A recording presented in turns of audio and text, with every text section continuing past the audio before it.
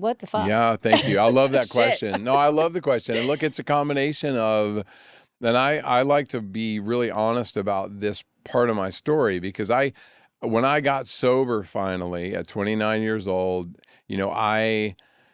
wow. I mean, I ran a lot and some of it was a combination of I felt really good physically, like to be free of the burden of drugs and alcohol, but I also was able to sort of punish myself, Mm. you know, running is a way to almost instantaneously bring yourself physical discomfort. Like it's not hard to do. So it was a combination of things. When I would go out for a run, I would sort of force myself into that place of being deeply anaerobic. But I also I mean, my years of addiction, there's not a single like street level addict that could keep up with me. Like I had that endurance gene in me, and actually through testing later on, I discovered like there is such a thing. Like I do quite literally have an endurance gene.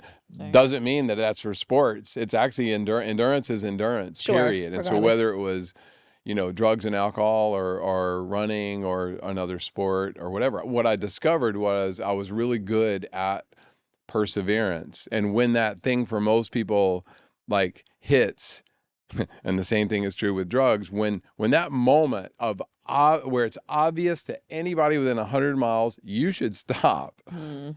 I would just double down and keep going. And that was a thing that I thought I needed to like get rid of early on in my sobriety. Like I thought that addictive nature was killing me, when in fact, I figured out finally that the obsessive part of my personality, like if you want to get good at shit, Yeah, like you got to be with obsessed. the balance is what people talk about all the time. Oh, you Yeah. need balance in your life. I'm like, why? Like okay, yes, you can't like ignore your family and like you have to have some work, personal life balance. But in general, if you want to master something, like it's what you think of when you wake up in the morning, and it's probably the last thing you're thinking of when you're going to bed at night. Yeah. And like whether it's a business or it's a personal thing or it's athletics, like you're thinking about that thing and how can I get better? And that sort of obsession, there's not a single successful person that any of us knows that obsession isn't part of their success. Right.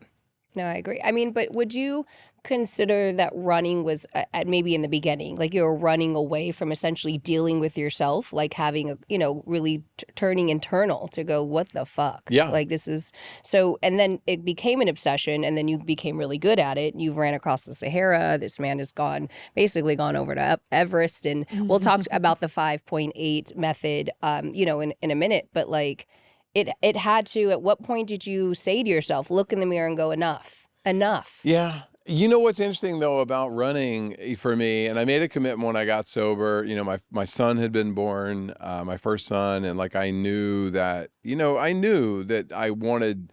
You can't get sober for other people. Right. You just can't. Like even like kids or whatever, like people try to do that all the time. And eventually it comes back to you having to make the decision for yourself that this is the right thing for me and it will benefit everybody else in my life.